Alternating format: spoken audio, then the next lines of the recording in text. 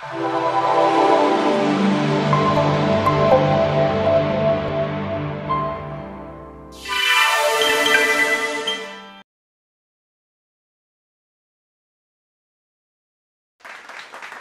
here was a child once? Right? All of us. I bought my nephew a bicycle for Christmas about 6 years ago. It was the Lightning McQueen bike from Cars. It was metallic. It was like Lightning McQueen. God, uncle status, clearly. And it was you remember when you were a kid, it's all about who's got the biggest Christmas present in the box. So it was a huge box. He brought it out, unwrapped it, tore open the top of the box, took the bicycle out. What did he spend the rest of the day playing with? Why? Could be anything he wanted it to be. It was anything you wanted it to be. It was a fort, it was a castle, it was a rocket ship, it was a Barbie's house. At what point in your life could you now only see a box? From the age of 6 to the age of whatever you are today, at some point in your life, somebody's pointed a finger at you and told you you're not creative. And at some point in our life, we actually believe we're not creative.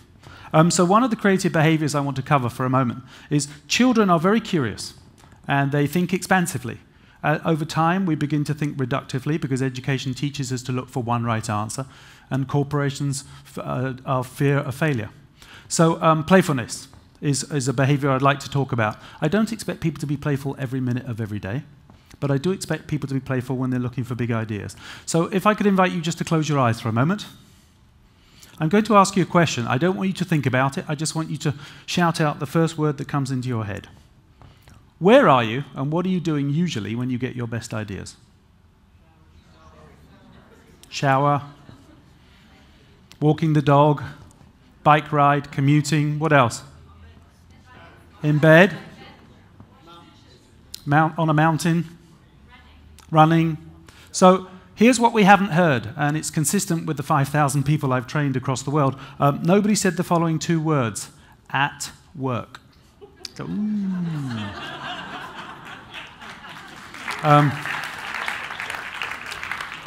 close your eyes again. I'd like you to be as honest with yourself as you choose to be. The good news is you don't have to share it with anybody. I'd like you to picture the last verbal argument you were in with somebody. When you can see the argument, I'll ask you to open your eyes. And for those of you more empathetic people, you can open your eyes as well. So the argument's over, and you hate Fred. Fred, I can't believe you blind copied my boss on that email. I'll never, ever, ever work with you again. And I storm out of the office. I slam the door. I go over to my local coffee shop. I drive. I get there. I get a cappuccino. I sit down. 5 or 10 minutes after the argument's over, I'm more relaxed. What just popped into my head? What popped into your head? Yeah, the killer one-liner you wished you'd used during the argument. Oh, if I'd have said that. Oh, I should have said that. Oh, no, it's the perfect line. Has it ever come to you during the argument? Always 5 minutes afterwards. Really annoying, isn't it? It's the perfect line. You've got nowhere to go. Why? Because being in an argument is the same as being at work. And you hear yourself say, and when you're doing emails, you're scheduling presentations, you're in a presentation, you're talking to somebody, you're scheduling a meeting, and you hear yourself say, I don't have time to think. And when you don't have time to think, you can't come up with that killer one-liner during the argument, and you can't come up with that big idea. Why? Because your brain, believe it or not, has 4 brain states. The one we live in most of the day is what I call busy beta. That's 13% of your brain that you use to make quick decisions, good decisions, informed decisions, get to work the right way. But the door between your conscious and subconscious brain is firmly closed. And you can't access 87% of your brain, which is subconscious. Every bicycle ride you've ever been on, every meal you've ever eaten, every texture you've ever felt, every person you've ever kissed, even the ones you choose to forget that keep popping up on Facebook every now and then, they're all back there as unrelated stimulus that could create unforced connections to build new ideas. But when the door between your conscious and subconscious brain is firmly closed, when you hear yourself say, I don't have time to think, you can't have that big idea. And that's why I did an energizer when you came in. All I was listening for was laughter. The moment I got laughter, I know metaphorically you were back in the shower and I could start the ideation session. Then there's then apart from amazing alpha, there's thoughtful theta. Has anybody heard of the expression when the penny drops? that eureka moment. Oh, I've got the big idea. It was practiced by Thomas Edison. He used to sit in an armchair at night, put a penny between his knees, a tin tray on the floor, and he would fall asleep. His muscles would relax, the penny would drop, hit the tin, wake him up, and he would write down whatever he was thinking. He has more inventions and patents in the United States than any other inventor. Salvador Dali would fall asleep against his easel. When he fell asleep, he'd fall over, and he would wake up and sketch whatever he was dreaming. Of course, I want to know what he was smoking before he went to bed, but not an unsuccessful artist by any stretch of the imagination. If you're one of those people that gets their best ideas when you're about to fall asleep or about to wake up, keep a notepad by the bed. Then there's Dreamy Delta. It's 2:37 in the morning, and you can solve world peace, but you can't remember it in the morning. So the best brain state for creativity at work is amazing alpha. And how do you get there? By running an energizer. You're just trying to get people metaphorically back in the shower. Edward de Bono said that your brain was like a mountain, and within each new raindrop that falls on your head is one of life's experiences, and over time, streams of recognition appear. You learn to read and write, learn how to count, learn how to sing, and over time that turns into a river, a torrent. If you're me, you went to Edinburgh University, you started with Disney 30 years ago, you worked with Disney around the world, 30 years, most of it in public relations. 25 years Disney public relations. How wide, how fast-flowing, and how deep do you think my river of thinking is on Disney? Very. Same as yours and your expertise. It's what enables you to make quick and informed decisions. It's also the single biggest barrier to innovation is your own expertise. Have you ever tried to cross a very fast, very wide, very deep river without a boat or a rope? It's very hard. I was doing some work for Ford just before the holidays. Ford's biggest challenge is they know how to make a motor car. They've got 150 years' worth of experience. They know where the steering wheel goes. Google and Apple have just moved in. They've never made a car before. That's their advantage. They know they don't need a steering wheel. Our river of experience, our river of thinking, is a massive barrier to innovation and creativity. One of the things that I would encourage you to think about are naive experts and bringing them into every session that you run. I was asked to run a session for, they won't solve your challenge for you, but they will say something. They'll ask the embarrassing question that you're too proud to ask. They'll throw out the audacious idea that you're too proud to throw out. In your gift bags, you've got a pen and paper, but I'm not sure we've got time for it now. But if I gave you 7 seconds right now to draw a house, I already know what you're going to draw.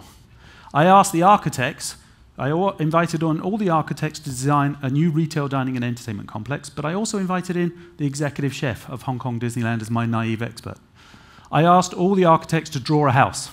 7 seconds later, I got my house, the same one that you would draw, right? It has a door. It has a door. Why do they always have door? Why is the door always at the front in the middle? Why do the windows always have crosses over them? Why is the roof always a triangle? Because our river of experience tells us that's what a house should look like. The chef, however, unlike the Imagineers, he had drawn dim sum architecture, which none of us had ever seen before. It's a dim sum dish with a steam ball and a prawn ball, and everybody laughed because they realized they'd stayed in their river of thinking of what a house should look like. The chef gave them permission to get out of their river of thinking and consider audacious architecture. If any company in the world can consider audacious architecture, it would be the Walt Disney Company. On the way out the door, somebody slapped a post-it note over the picture. It said, "Distinctly Disney, authentically Chinese." 7 years later, the strategic brand positioning for the Shanghai Disney Resort became Distinctly Disney, authentically Chinese. So when you're trying to solve a challenge, I would invite you, the role of the naive expert is you bring them in because they don't know what you're working on. And again, they won't solve the challenge for you, or rarely will they, but they will say something that will get you out of your river of thinking and thinking differently. The other role is to play the role of the outlier. Walt was the genius at the outlier.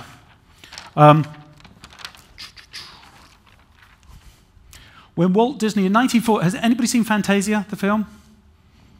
So Fantasia was never a box office hit. And Walt was, but 1940, the guy was so creative. He wanted it to mist in the theatre during drip, drip, drip, little April showers. He wanted heat pumped into the theatre during Night on a Bare Mountain. And the theatre owner said, "No, Walt, that's too expensive. And your movie's only in the movie theatre for 6 months." Those were the days. So this is what Walt did. He listed the rules of showing his movie in a movie theatre. It's dark. It's dirty. I have to go at a set time. I have to sit in a seat. I have to watch the previews. I can't control the environment. He listed all the rules as quickly as he could, and then he said, what if? What if I could control the environment? That was a very radical what if. In 1940, Walt didn't own any of the movie theaters. Well, imagine a world where I might. Well, I don't own movie theaters. So what if I took my movies out of the theater? Well, if I take them out of the theater, they can't be two-dimensional anymore. They'll have to be three-dimensional. What if they're three-dimensional? Well, they'll need somewhere to live. Well, if they have somewhere to live, we'll need walk-around characters. Well, if we have walk-around characters, the princesses can't live next to the pirates because people wouldn't be immersed in the story. Oh, I'll need different lands. Fantasyland, Adventure. Oh, I know, I'll call it Disneyland. The biggest creative solution of the 20th century. Fast forward about 10 years ago, the two biggest barriers to coming to Disney on vacation were I can't afford it, and I want to wait till my children are the right age. A new barrier emerged out of nowhere in 2008 with a little online bookseller out of Seattle called Amazon. Oh, how could they possibly threaten Disney? A new barrier emerged. I don't want to stand in line anymore. Amazon's told me I don't have to. They give it to me immediately when I want. So we listed all the rules of going to a Disney theme park. You have to buy a ticket. You have to stand in line. You have to see a character. You have to go on a ride. You have to book a hotel. You have to stay in a car rental. Boom, boom, boom, boom, boom, boom. And we took one rule. You have to stand in line. If we'd started with how might we make more money, we would have iterated, not innovated. But because we switched the challenge and turned it to what was the most important barrier for the consumer, how might we, what if the most audacious question in 2008 was, what if there were no lines? I thought the operations team would have come over the table and hit me. And so we asked, well, what if there was no lines for front desk? What if there was no front line, a line to get into the park or to meet your favorite character or your ride or to buy merchandise or to buy food? Fast forward to 2015, we piloted Disney's Magic Band. It's a little plastic band. It sits on your wrist. It has an RFID chip inside it. 6 months before you arrive, you can book your favorite attractions. It is your door key. It is your theme park ticket. It's your reservations to your favorite rides and character meet and greets. You touch an item of merchandise once, it goes to your house, hotel room. You touch it twice, it goes to your house. I save my food on my fast phone. I walk into the restaurant knows I'm here. I touch table 47, food comes fresh to me. As a result, the average guest has 2 hours free time a day. What do people do with their free time? What do you do with your free time? You spend money. Beware of the retirement, it's a permanent weekend. Not only that, but real-time data.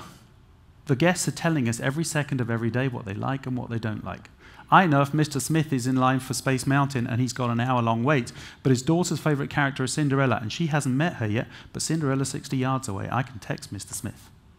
But then long-term decision-making, I know if I put Buzz Lightyear at 5 feet, I sell 50 units an hour. If I put him at 2 feet, I sell 2,000 units an hour. So again, by giving something of real value to the consumer, in return, the single biggest revenue generator of any idea we've had in the last 20 years with no capital investment required, simply by playing the role of the outlier. Storytelling. Walt was the master storyteller. He used words like nobody else. If I were to ask you, actually I will, if I was going to build a car wash in Q8, what would I need to put in it? Water. What else? Brushes. What else?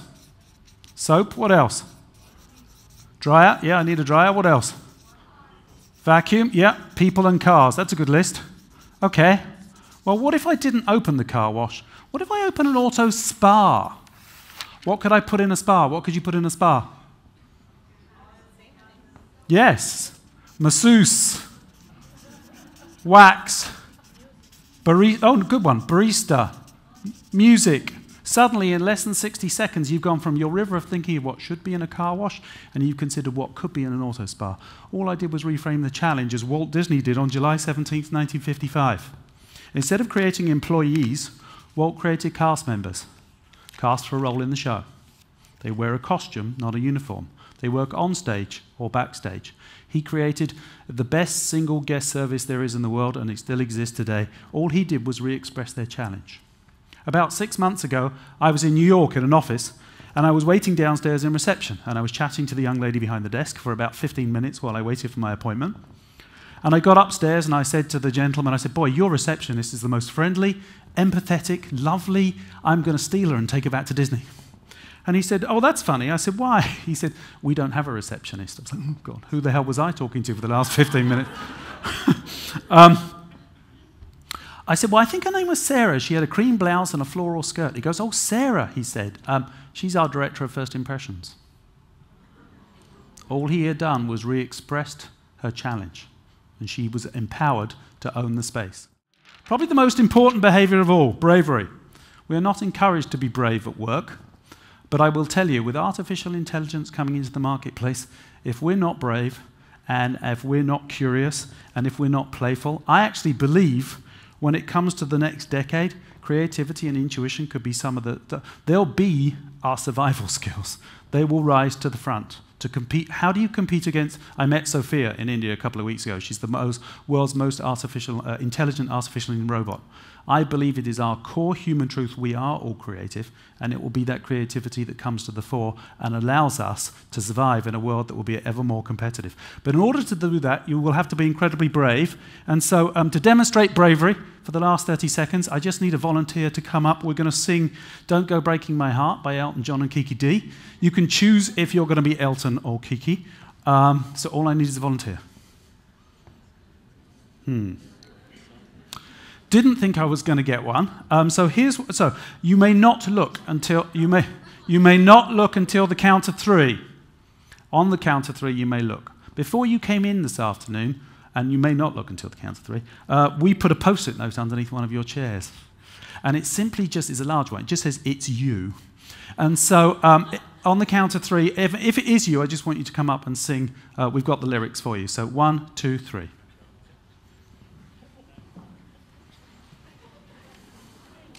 Okay, people, relax. I would not do that to you to start the session this afternoon.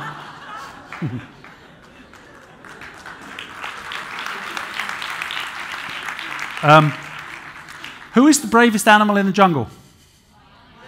Not so. The humble butterfly. The 10-foot butterfly that was just flying around inside your stomach about 20 seconds ago. When was the last time you felt like that at work? If you haven't felt like that for a while, you will be unemployed in less than 5 years. There's too much disruption coming to the marketplace. You have to innovate. You have to be brave. And I will finish with my favorite quote, which is, the opposite of bravery is not cowardice, it's conformity. Thank you very much.